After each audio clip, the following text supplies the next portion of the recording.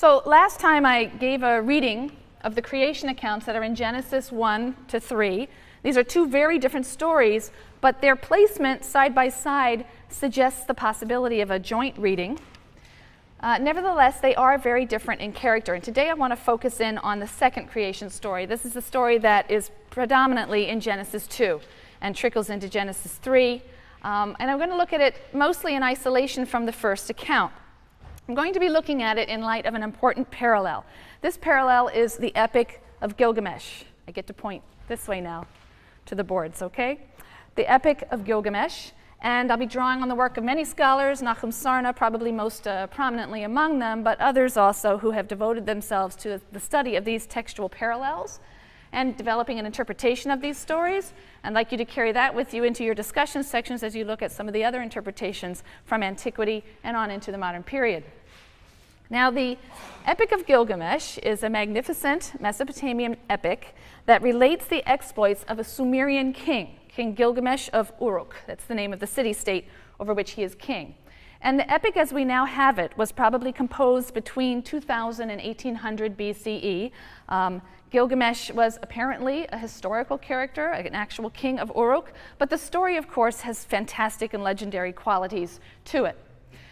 We have a full text of the epic that was located in the library of Ashurbanipal, an Assyrian king. It's a 7th century copy of the story. But we have fragments that are much, much older, that date back to the 18th century, that were found in Iraq. So clearly it's an old story, and we have even older prototypes for elements of the story as well. The story opens with a description of Gilgamesh. He's an extremely unpopular king. He's tyrannical, he's rapacious, he's undisciplined, he's oversexed. The people in the city cry out to the gods. They want relief from him. They particularly cite his abuses towards the young women of the city. And the god Aruru is told that she must deal with Gilgamesh. Aruru is on the board. So Aruru fashions this noble savage named Enkidu. Enkidu is designed to be a match for Gilgamesh, and he's very much like the biblical human in Genesis 2. He's sort of an innocent, primitive. He appears unclothed. He lives a free, peaceful life in harmony with the animals, with nature and the beasts. He races across the steppes with the gazelles. But before he can enter the city and meet Gilgamesh, he has to be tamed. So a woman is sent to Enkidu, and her job is to provide the sexual initiation that will tame and civilize Enkidu. I'm reading now from the Epic of Gilgamesh. For 6 days and 7 nights, Enkidu comes forth mating with the lass. After he had had his fill of her charms, he set his face toward his wild beasts. On seeing him, Enkidu, the gazelles ran off. The wild beasts of the steppe drew away from his body. Startled was Enkidu as his body became taut. His knees were motionless, for the wild beasts had gone. Enkidu had to slacken his pace. It was not as before. But he now had wisdom, broader understanding. Returning, he sits at the feet of the harlot. I'm not sure why that translation. I've been told by those who know Akkadian that the word could mean harlot, prostitute. It could mean some sacred prostitute. I'm not an expert in Akkadian. But he looks up at the face of the harlot, his ears attentive as the harlot speaks. And the harlot says to him, to Enkidu, "Thou art wise, Enkidu. You art become like a god. Why with the wild creatures dost thou roam over the steppe? Come, let me lead thee to ramparted Uruk, to the holy temple, abode of Anu and Ishtar, where lives Gilgamesh, accomplished in strength, and like a wild ox lords it over the folk." As she speaks to him, her words find favor. His heart enlightened, he yearns for a friend. Enkidu says to her, to the harlot, "Up, lass, escort me to Gilgamesh. I will challenge him and will boldly address him." So that's tablet 1 from the Epic of Gilgamesh.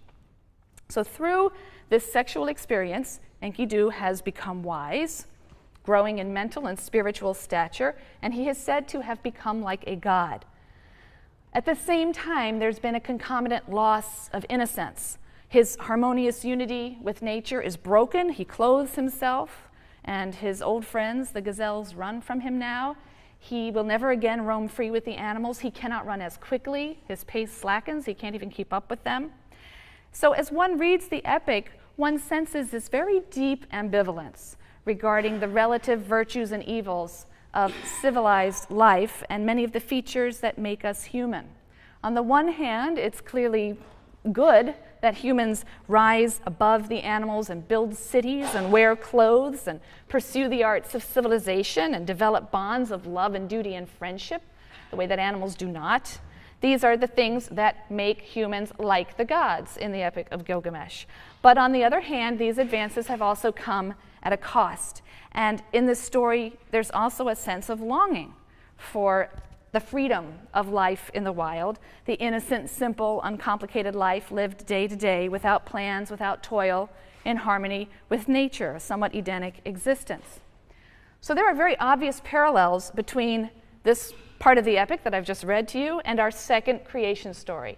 Enkidu, like Adam, is fashioned from clay. He's a noble savage, he's a kind of innocent primitive, and he lives in a peaceful coexistence with animals. Nature yields its fruits to him without hard labor. He's unaware of, he's unattracted by the benefits of civilization, clothing, cities, and all their labor. Just as Enkidu gains wisdom and becomes like a god and loses his oneness with nature, so Adam and Eve, after eating the fruit of the knowledge of good and evil, are said to have become like gods, and they also lose their harmonious relationship with nature. In Genesis 3:15, God says to the snake, "I will put enmity between you and the woman, and between your offspring and hers. They shall strike at your head, and you shall strike at their heels." Presumably, there had been a peaceful relationship between creatures like snakes and humans to that point. They're banished now from the garden. It used to yield their fruits to them without any labor, but now humans have to toil for food, and the earth yields its fruits only stintingly. So in Genesis 3:18, God says to Adam, "Cursed be the ground because of you. By toil shall you eat of it all the days of your life. Thorns and thistles shall it sprout for you, but your food shall be the grasses of the field. By the sweat of your brow shall you give bread to eat."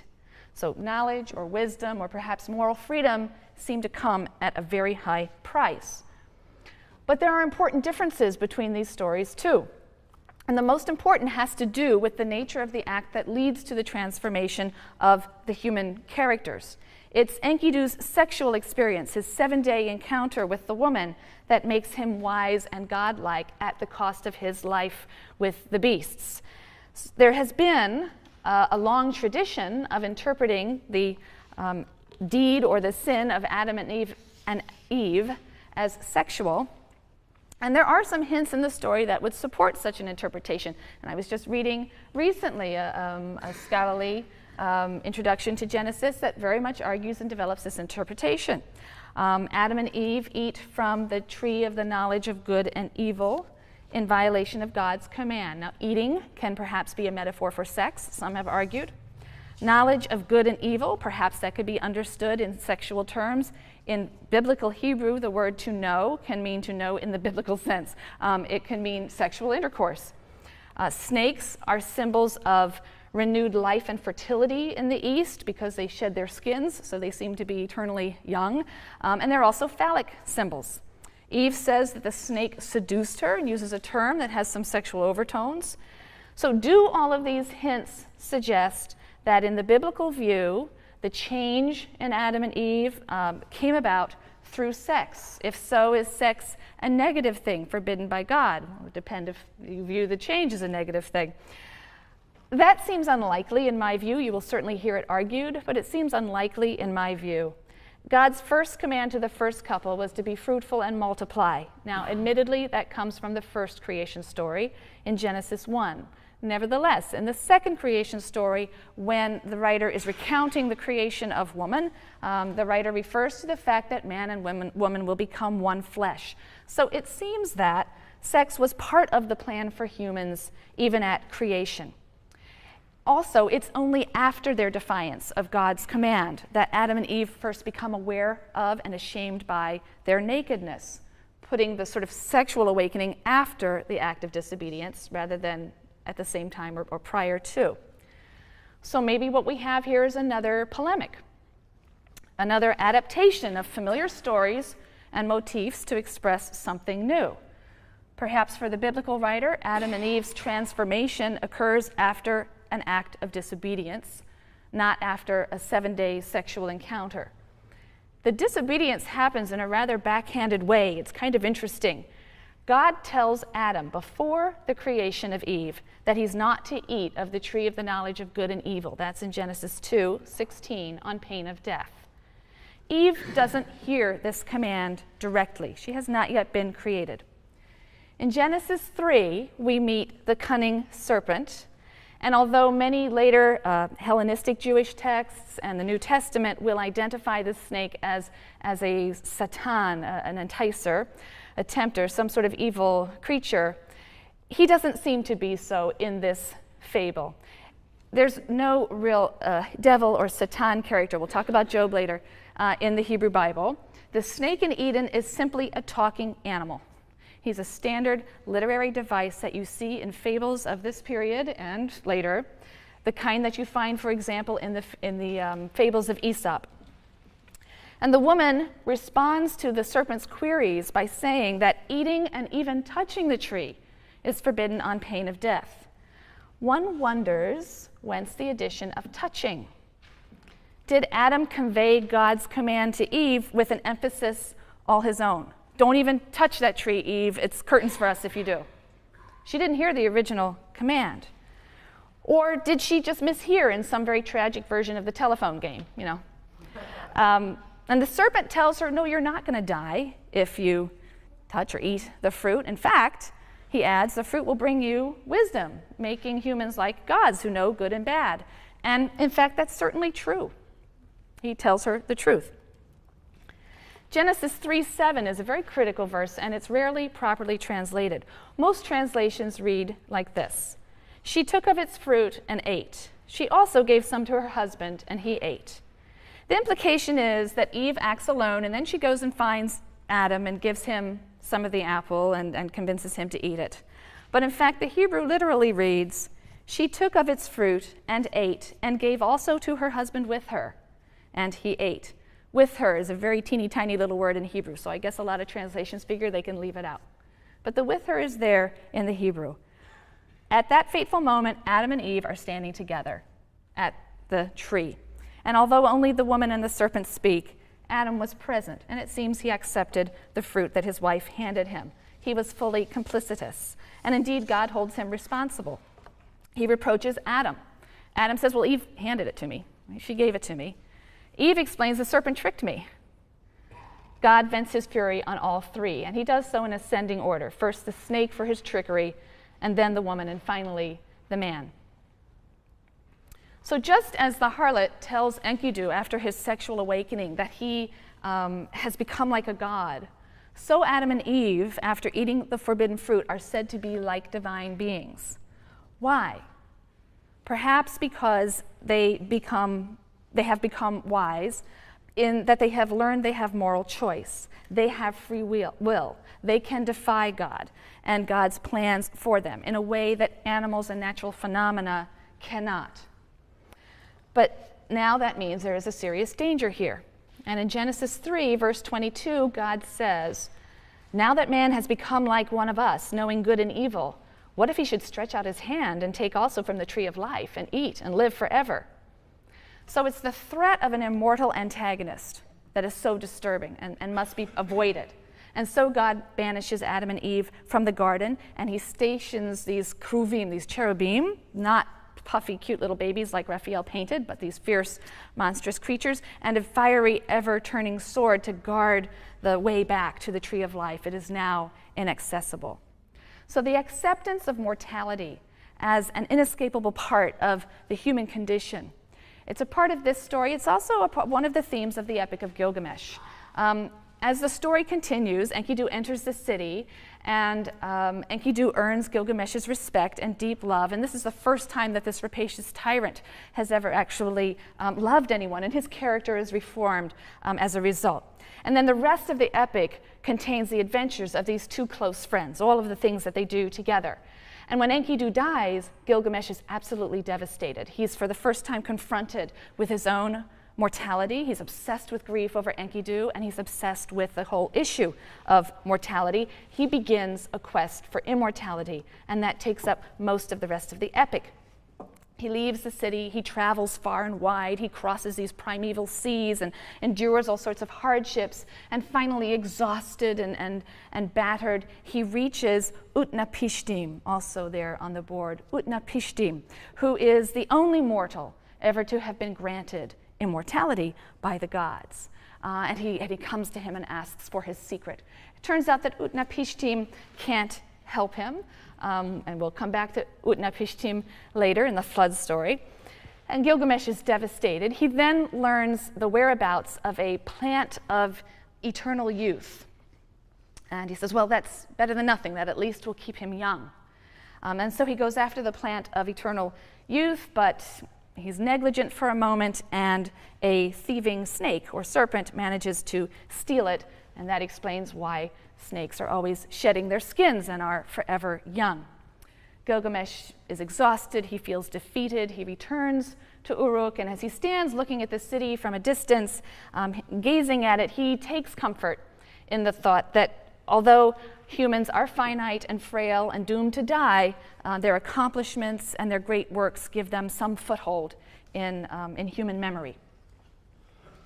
Now, Nachum Sarna is one of the people who's pointed out that the quest for immortality, which is so central in the Epic of Gilgamesh, is really deflected in the biblical story.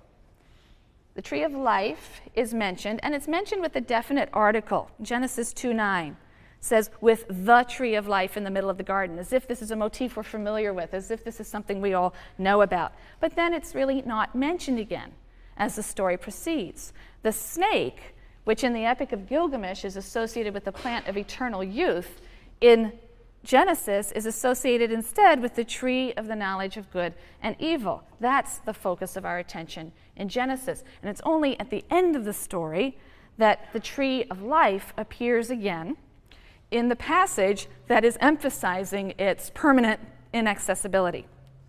And we could perhaps draw two conclusions from this. First, it may be that Adam and Eve had access to this tree up to that point. As long as their will conformed to the will of God, there was no danger to them going on eternally, being immortal. Once they discovered their moral freedom, once they discovered that they could thwart God and work evil in the world, and abuse and corrupt all that God had created, then God could not afford to allow them access to the tree of life. That would be tantamount to creating divine enemies, immortal enemies. So God must maintain the upper hand in his struggle with these humans who have learned to defy him. He maintains the upper hand in this, the fact that they eventually must die. Second of all, the motif of guards who block access to the tree of life suggests that no humans have access to immortality, and the pursuit of immortality is futile. So it might be then that God really spoke the truth after all. The fruit did bring death to humankind. Before we leave this story and move on to Cain and Abel, I just want to make a couple of quick observations. First of all, the opening chapters of Genesis, Genesis 1 through 3, have been subjected to centuries of theological interpretation, and I hope that you're in the midst of reading some of them now. They have generated, for example, the doctrine of original sin, which is the idea that humans, after Adam, are born into a state of sin, by definition. As many ancient interpreters already have observed, the actions of Adam and Eve bring death to the human race. They don't bring a state of utter and unredeemed sinfulness. In fact, what they tell us is that humans have moral choice in each and every age. The story is primarily ideological rather than prescriptive or normative. We've talked about this word, ideological tales that are trying to explain how or why something is the way it is. This is why serpents shed their skin, for example, in the Epic of Gilgamesh. They were the ones who got the plant of eternal youth. It's ideological. The writer observes that humans emerge from innocent childhood to self-conscious adulthood. The writer observes that survival is a difficult endeavor and that the world can sometimes seem harshly hostile. The writer observes that women are desirous of and emotionally bonded to the very persons who establish the conditions of their subordination. The story is explaining how these odd conditions of life came to be as they are. which is not to say that it's the ideal situation or even that it's God's will for humankind. These are ideological fables, and they're best read as such. Second of all, in this story, we see something that we'll see repeatedly in the Pentateuch, and that is that God has to punt a bit. He has to modify his plans for the first couple by barring access to the tree of life. That was not something presumably he planned to do. This is in response to, perhaps, their unforeseen disobedience. Certainly, the way the story unfolds, that's how it seems to us. So despite their newfound mortality, humans are going to be a force to be reckoned with. They're unpredictable to the very God who created them. Finally, I'll just draw your attention to some interesting details that you can think about and maybe talk about in section. God ruminates that the humans have become like one of us, in the plural. That echoes his words in Genesis 1, where he proposes, let us make humans, or humankind, in our image. Again, in the plural. Who is he talking to? And what precisely are these cherubim that are stationed in front of the tree of life, barring access? What do we make of these allusions to divine colleagues or subordinates in light of Kaufman's claims regarding biblical monotheism? You should be bringing some of the things we talked about in discussing his work into dialogue with and in conflict with some of the evidence you'll be finding in the text itself. So think about these things. Don't pass over these details lightly, and don't take them for granted. The Cain and Abel story, which is in Genesis 4, verses 1 through 16, this is a story of the first murder. And it's a murder that happens despite God's warning to Cain that it's possible to master the urge to violence by an act of will.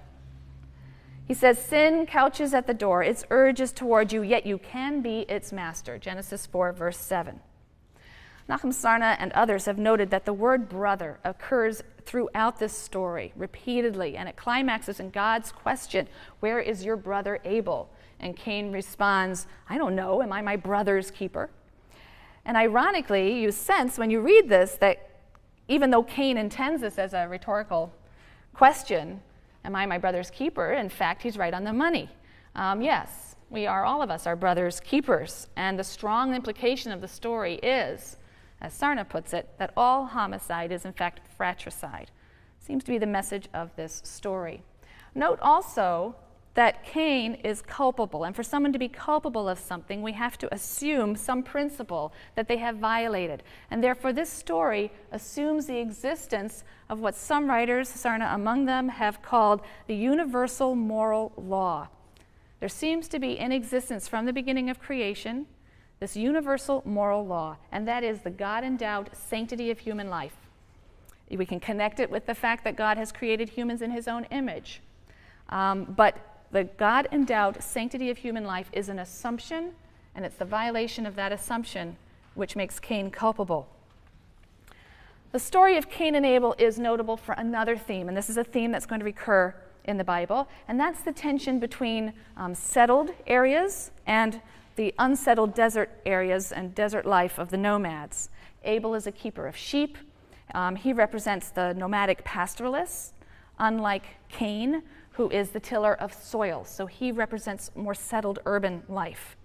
God prefers the offering of Abel, and as a result, Cain is distressed and jealous to the point of murder. God's preference for the offering of Abel valorizes the free life of the nomadic pastoralist over urban existence. And even after the Israelites will settle in their own land, the life of the desert pastoralists remained a sort of romantic ideal for them. And it's a theme that we'll see coming up in many of the stories. It's a romantic ideal for this writer, too. Now, the murder of Abel by Cain is followed by some genealogical lists. They provide some continuity between the tales. They tell us sort of folkloric traditions about the origins of various arts, the origins of building, of metalwork, and music. But finally, in Genesis 6, verse 5, we read that every imagination of the thoughts of the heart, the human heart, was evil continuously.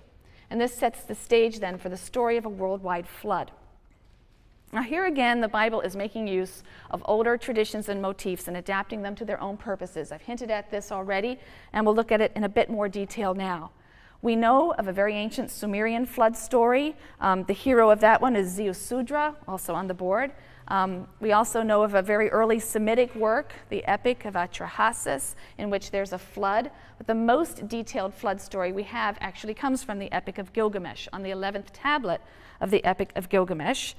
You'll remember that in his search for immortality, Gilgamesh sought out Utnapishtim, the one human who had been granted immortality. He wants to learn his secret. And when he begs for the secret of eternal life, he gets Utnapishtim's story, and it's the flood story. He learns that Utnapishtim and his wife gain their immortality by a twist of circumstances. They were the sole survivors of this great flood, and as a kind of reward, they were given immortality. The Sumerian story of Ziusudra is very similar to the Genesis account. In both, you have the flood coming about as the deliberate result of a divine decision. You have one individual who's chosen to be saved from the flood. That individual is given specific instructions on building an ark and is given specific instructions on who to bring on board the ark. The ark also comes to rest on a mountaintop. The hero sends out a bird to reconnoiter the land to find out if it's dry yet. When the hero emerges, he builds an altar, he offers sacrifice to the deity and receives a blessing. Very similar parallel stories. And yet, there are significant contrasts between the Mesopotamian story and its Israelite adaptation. Let's compare some of the elements from all three of the stories with the biblical story. In the Epic of Gilgamesh, we have no motive given for the divine destruction whatsoever. It just seems to be pure capriciousness. In the Epic of Atrahasis, we do in fact read of a reason, and the text there states, "The land became wide and the people became numerous. The land bellowed like wild oxen. The god was disturbed by their uproar. Enlil heard the clamor and said to the gods, 'Oppressive has become the clamor of humankind. By their uproar they prevent sleep.'" So it seems that humankind is to be destroyed because they irritate the gods with their tumult and noise. In the Gilgamesh epic, Ea, an earth-water god, does ask another god, Enlil, how he could have brought the flood on so senselessly. He says, "Lay upon the sinner the sin, lay upon the transgressor his transgression," which would indicate that in the Epic of Gilgamesh there is this element of capriciousness. The biblical writer, in retelling the story, seems to want to reject this idea by providing a moral rationale for God's actions. The earth, the text says, is destroyed because of Hamas. Hamas is a word that literally means violence, bloodshed, but also all kinds of injustice and oppression. Noah is saved specifically for his righteousness. He was righteous in his generation. He was chosen, therefore, for moral reasons. So the writer seems very determined to tell the story in a way that depicts God as acting not capriciously, but according to certain clear standards of justice. This was deserved punishment, and the person who was saved was righteous. Furthermore, in the Mesopotamian accounts, the gods do not appear to be in control. This is something that's been pointed out by many writers. Enlil wants to destroy humankind completely. He's thwarted by Ea, who drops hints of the disaster to Utnapishtim, so Utnapishtim knows what to do and therefore manages to escape the flood. But that's thwarting the design of the god who brought the flood. He wanted everything destroyed. When the flood comes, the gods themselves seem to have lost control. They're terrified, they cower. The text says they cower like dogs crouched against the outer wall. Ishtar, the goddess Ishtar, cried out like a woman in labor. And moreover, during the period of the flood, they don't have food, they don't have sustenance. And at the end, when Utnapishtim offers his sacrifice, the gods are famished and they crowd around the sacrifice like flies, the text says. The biblical writer wants to tell a different story. In the biblical flood story, God is represented as being unthreatened by the forces of nature that he unleashes and being completely in control. He makes the decision to punish humans because the world has corrupted itself through Hamas, through bloodshed and violence. He selects Noah due to his righteousness, and he issues a direct command to build an ark. He has a clear purpose, and he retains control throughout the story. At the end, the writer doesn't depict him as needing the sacrifice for food or sustenance. We might say that this story, like the story of Cain and Abel before it, and like the story we will read later of Sodom and Gomorrah, this story presupposes this universal moral law that Sarna and Kaufman and others have talked about, right? This universal moral law that seems to govern the world. And if God sees infractions of it, then as supreme judge, he brings humans to account. If morality is the will of God, morality then becomes an absolute value, and these infractions will be punished in the biblical writer's view. The message of the flood story also seems to be that when humans destroy the moral basis of society, when they are violent or cruel or unkind, they endanger the very existence of that society. The world dissolves. So corruption and injustice and lawlessness and violence inevitably bring about destruction. Some writers have pointed out that it's interesting that these humans are not being punished for religious sins, for idolatry, for worshiping the wrong God, or anything of that nature.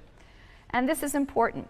The view of the first books of the Bible is that each nation worships its own gods its own way. Perhaps at this point in the story, perhaps the view is that all know of God even if they ignore him. But the view eventually will be that only Israel is obligated to the God of Israel. Other nations aren't held accountable for their idolatry in the books of the Torah. We'll see this as we continue along. And yet, everyone, all humans, Israelites and non-Israelites alike, by virtue of having been created by God in the image of God, even though they may not know that God or may ignore that God, they are bound to a basic moral law that precludes murder and perhaps from this story we could argue other forms of oppression and violence. What better way to drive home the point that inhumanity and violence undermine the very foundations of society than to describe a situation in which a cosmic catastrophe results from human corruption and violence. It's an idea that runs throughout the Bible. It also appears in later Jewish thought and some Christian thought, some Islamic thought. The psalmist is going to use this motif when he denounces social injustice, the exploitation of the poor, and so on. He says, through wicked deeds like this, all the foundations of the earth are moved, are shaken. The Noah story, the flood story, ends with the ushering in of a new era, and it is in many ways a second creation that mirrors the first creation in some important ways. But this time, God realizes, and again, this is where God's got to punt all the time. That's what I love about the first part of Genesis. God is trying to figure out what he has made and what he's done, and he's got to shift modes all the time. And God realizes that he's going to have to make a concession. He's going to have to make a concession to human weakness and the human desire to kill. And he's going to have to rectify the circumstances that made his destruction of the earth necessary in the first place. So he establishes a covenant with Noah, a covenant. And humankind receives its first set of explicit laws. No more implicit, murder is bad. Oh, I wish I had known, right? Now we're getting our first explicit set of laws, and they're universal in scope on the biblical writer's view. They apply to all humanity, not just Israel. So these are often referred to as the terms of the Noahide covenant. They apply to all humanity. This covenant explicitly prohibits murder in Genesis 9, that is the spilling of human blood. Blood is the symbol of life. That's a connection that's made elsewhere in the Bible. Leviticus 17, right? The life is in the blood. So blood is the biblical symbol for life. But God is going to make a concession to the human appetite for power and violence. Previously, humans were to be vegetarian. Genesis 1, the portrait was one in which humans and animals did not compete for food or consume one another. Humans were vegetarian. Now God is saying humans may kill animals to eat them, but even so, he says, the animal's life is to be treated with reverence, and the blood, which is the life essence, must be poured out on the ground, returned to God, not consumed. So the animal may be eaten to satisfy the human hunger for flesh, but the life essence itself belongs to God. It must not be taken, even if it's for the purposes of nourishment. Genesis 9, verses 4 through 6. You shall not eat flesh with its life, that is, its blood. For your lifeblood I will surely require a reckoning. Of every beast I will require it, and of humans. So if you are killed by a beast or a human, there will have to be a reckoning and accounting. Of every person's brother, I will require the life of the person. Whoever sheds the blood of a person, in exchange for that person shall his blood be shed. For God made humans in his image. All life, human and animal, is sacred to God. The covenant also entails God's promise to restore the rhythm of life and nature and never again to destroy the earth. The rainbow is set up as a symbol of the eternal covenant, a token of the eternal reconciliation between the divine and human realms. And we should note that this notion or this idea of a God who can even make and keep an eternal covenant is only possible on the view that God's word and will are absolute, insusceptible to nullification by some superior power or some divine antagonist. Now, I handed out, or there was handed out to you, a sheet of paper. You might want to get that out in front of you, because we're going to talk a little bit about the flood story in Genesis 6 through 9. When we read the flood story in Genesis 6 through 9, we're often struck by the very odd literary style. I hope you were struck by the odd literary style and the repetitiveness and the contradictions. So I want to ask you now, and be brave and speak out. In your reading of the story, did anything of that nature strike you? Was the story hard to follow? Was it self-contradictory? And in what ways? Anything. Just don't even be polite. Just throw it right out there. Yes?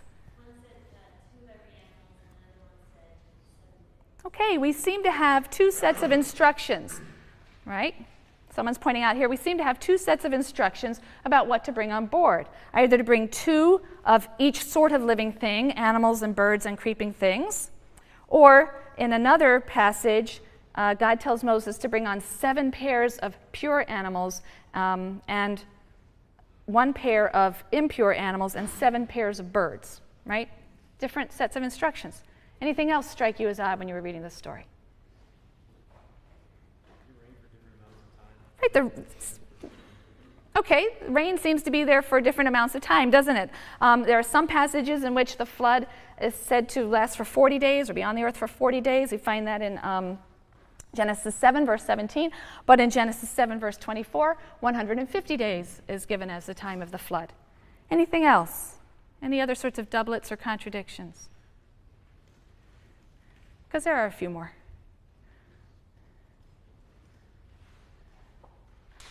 Who's giving the instructions? That's not hard. That's not hard. You have it right in front of you. Who's giving the instructions? Okay, God. We have the word God being used, I guess, in that translation, right, with a capital G. What else is used? Lord. Those are actually different Hebrew words underneath there. Okay? Those 2 terms are different names for the deity that's giving the instruction. Okay? So there are 2 designations used for God. Yahweh, which is the sacred tetragrammaton. It's written with 4 letters in Hebrew. They don't include vowels. We don't really know how it's pronounced. I'm guessing at Yahweh. And that is a proper name for God. And in your translation, that will be translated as Lord in small caps. So wherever you see Lord in small caps, that's actually the English translation for Yahweh. The proper name, like almost a personal name for God. And then in other places, we have this word Elohim, which actually is the word for gods, a sort of generic term for deities in the plural. However, when it's used to refer to the God of Israel, it's clearly singular. It always has a singular verb. So that will be appearing in your text as God with a capital G. Okay? So whenever you see Lord or God, those are actually pointing to different words that are being used in the underlying Hebrew text. Twice, God is said to look down on creation. Twice, it is said that he is displeased. Twice, he decides to destroy all living things. Twice, he issues instructions, and as we've seen, they're contradictory. We seem to also have a different account of how long the flood lasted. There are more subtle contradictions throughout as well. Sometimes the flood seems to be the result of very heavy rain, but in other descriptions, it seems to be a real cosmic upheaval. You'll remember the description of the world from Genesis 1 as an air bubble, essentially, that's formed by separating waters above and waters below, and they're held back or pressed back by the firmament above. And it's the windows in the firmament that are open. Those waters are allowed to rush in and dissolve that air bubble. It's as if we're back to square one with the deep, right? Just this watery mass again. So it's creation undoing itself in some of the descriptions, as opposed to just heavy rain. And in keeping with that idea of a kind of a return to chaos, Noah is represented in a way as the beginning of a new creation. Because like Adam and Eve in the first creation story, Noah is told to be fruitful and multiply. He's also given rule over everything, and that's now extended to the taking of human life. The Bible contains a lot of repetition and contradiction. And sometimes it occurs in one passage, as in the flood story here, and sometimes it occurs in stories or passages that are separate from one another. For example, the two creation stories. There are many significant differences between the two creation stories. They differ greatly in style. Genesis 1 is formalized, it's highly structured, right? It has the 7 days and everything's paired up, it's beautifully structured, it's very abstract. Genesis 2 is much more dramatic, much more earthy. The first creation story doesn't really contain puns and word plays. It's a little bit serious. The second creation story is full of them. There are all sorts of little ironies and puns in the Hebrew. Adam, the earthling made from the earth. Adam is made from Adamah. Adam and Eve are naked, arum, which is the same word for clever or shrewd, and the snake is arum. He's clever and shrewd. There are lots of little puns of this kind. There are also differences in terminology between the two stories. Genesis 1 speaks of male and female. It's one set of Hebrew terms, but Genesis 2 uses man and woman, a different set of Hebrew terms to describe the genders. So the terms for gender are different in the two stories. Genesis 1 refers to God as, in your translation, God, right? Elohim, the word that's translated as God. He's remote, he's transcendent, he creates effortlessly through his word and through his will. But Genesis 2 refers to the deity as a name that's really a combination. It's Yahweh Elohim. So you'll see Lord God, right? You see that a lot in the Bible as well. Lord God, that tells you both of those words are side by side in the original Hebrew. So in Genesis 2, the deity is Yahweh Elohim. He's much more down to earth. He forms the human like a potter working with clay. He talks to himself. He plants a garden. He takes a stroll in the garden in the cool of the evening. He makes clothes for Adam and Eve. He's spoken of in much more anthropomorphic terms than the God that we encounter in Genesis 1. So what we have in the first few chapters of Genesis are two creation stories. They have distinctive styles, distinctive themes, distinctive vocabularies, and they're placed side by side. In Genesis 6 through 9, we seem to have two flood stories with distinctive styles and themes and vocabularies and substantive details, but they're interwoven instead of being placed side by side. And there are many such doublets in the Bible. At times, we have whole books that repeat or go over the same material. In fact, the whole historical saga that's recorded from Genesis through the end of 2 Kings is rehearsed again in the books of 1st and 2nd Chronicles. What are we to make of the repetitions and the contradictions here and throughout the Bible? What are the implications? Suppose you came across a piece of writing that you knew nothing about, just lying there on the table. You didn't know who wrote it, where, when, how, why. And someone says to you, I want you to draw some conclusions about that piece of writing. I want you to draw some conclusions about its authorship and the way it was compiled or composed. And so you pick it up and you start reading, and you notice features like this. What might you conclude? Throw it out. What might you conclude?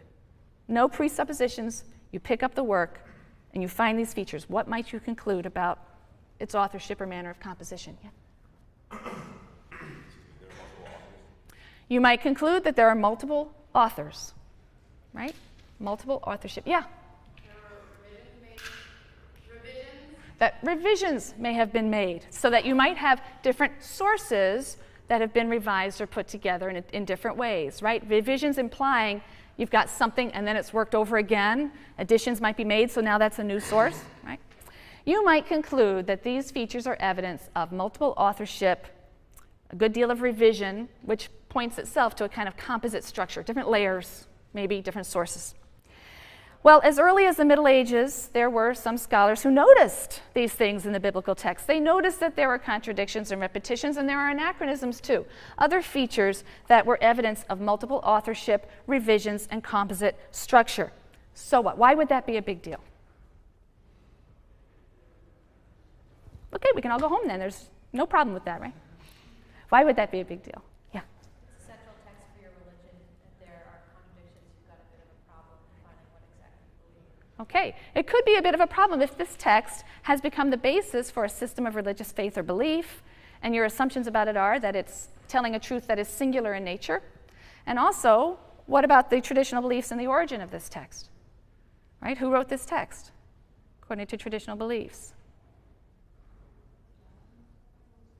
I'm hearing Moses, I'm hearing God, I'm hearing a bunch of different things, but right, there are traditional ideas about generally the Mosaic authorship of the Bible, certainly the first 5 books of the Bible. And so these features of the text, which were noticed, were a challenge to traditional religious convictions regarding the Mosaic authorship of the first 5 books of the Bible, and in many ways the perfection of the Bible, as speaking with a unified voice on matters of doctrine or religious theology.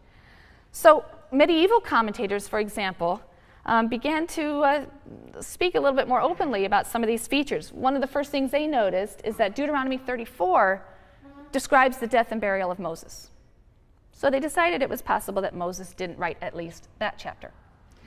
Similarly, there are some anachronisms that they had to explain. One of the most famous is in Genesis 13, verse 7. It's in the midst of a story about dividing the land between Lot and, at that time his name is Abram, it later becomes Abraham, but between Lot and Abram.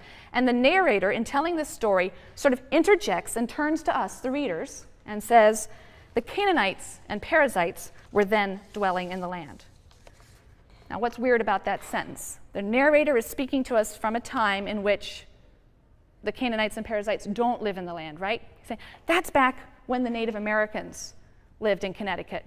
Is that writer living at a time when Native Americans are still living in Connecticut or owning Connecticut? No, they're writing from a later point of view. So the narrator breaks and talks to the audience in Genesis 13 and 7, says, that was back in the time when the Canaanites were in the land. When did Moses live? Who lived in the land in the time of Moses? The Canaanites. I know you haven't gotten there yet, but when you get to Deuteronomy, you're going to find out he doesn't make it into the land. So he never makes it in there. He never gets in before the Israelites conquer. He dies. The Canaanites are still in possession.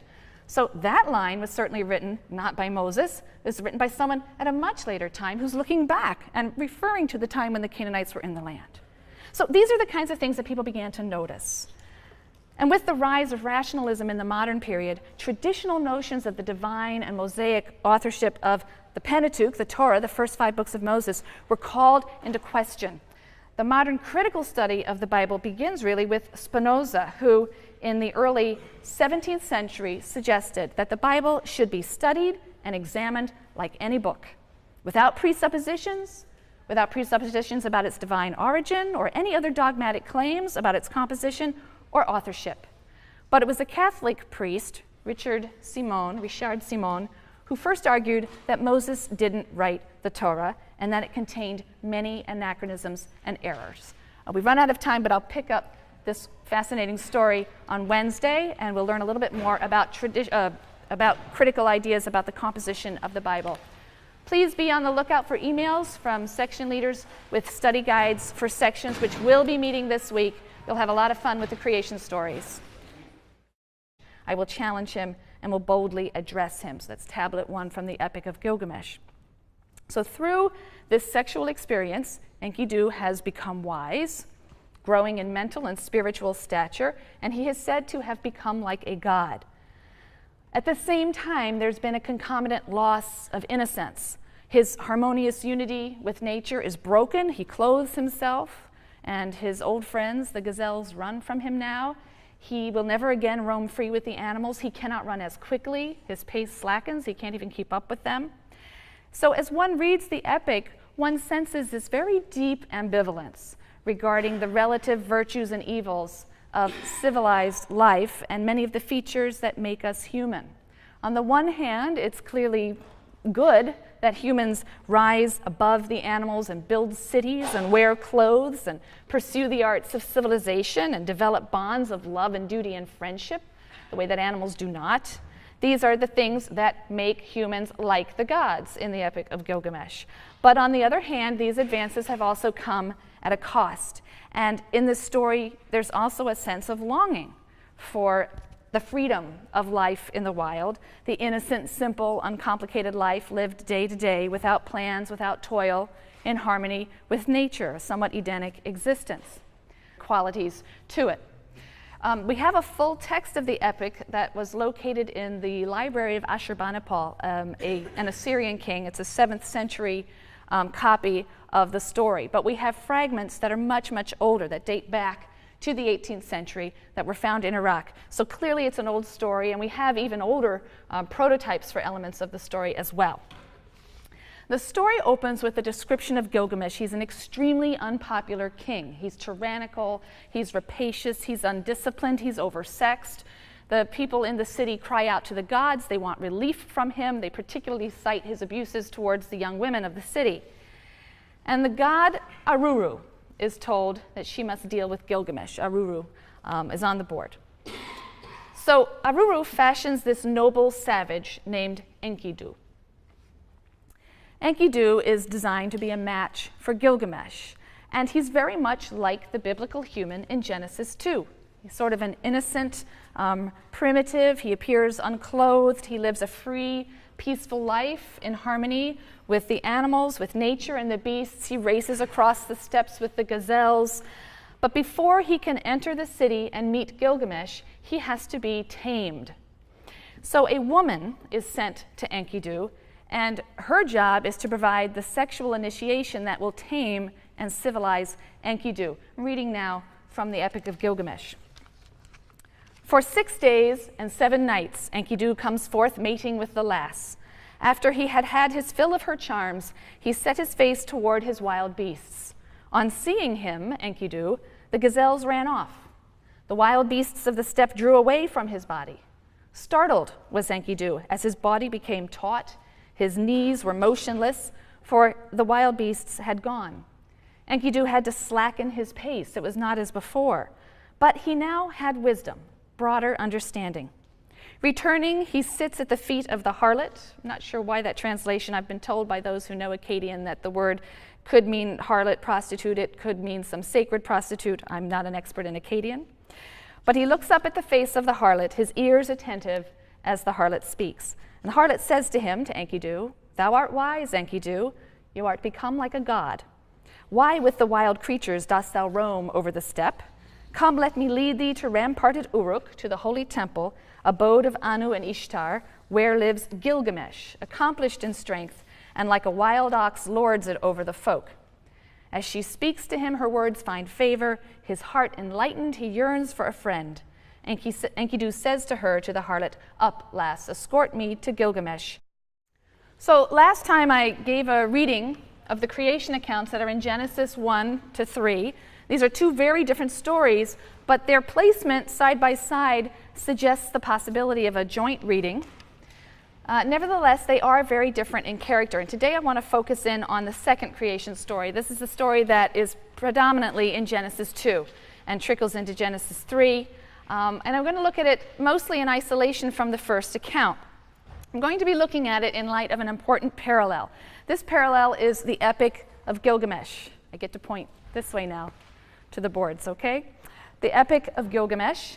And I'll be drawing on the work of many scholars, Nahum Sarna probably most prominently among them, but others also who have devoted themselves to the study of these textual parallels and developing an interpretation of these stories. I'd like you to carry that with you into your discussion sections as you look at some of the other interpretations from antiquity and on into the modern period. Now, the Epic of Gilgamesh is a magnificent Mesopotamian epic that relates the exploits of a Sumerian king, King Gilgamesh of Uruk. That's the name of the city-state over which he is king. And the epic as we now have it was probably composed between 2000 and 1800 BCE. Gilgamesh was apparently a historical character, an actual king of Uruk, but the story, of course, has fantastic and legendary. So there are very obvious parallels between this part of the epic that I've just read to you and our second creation story.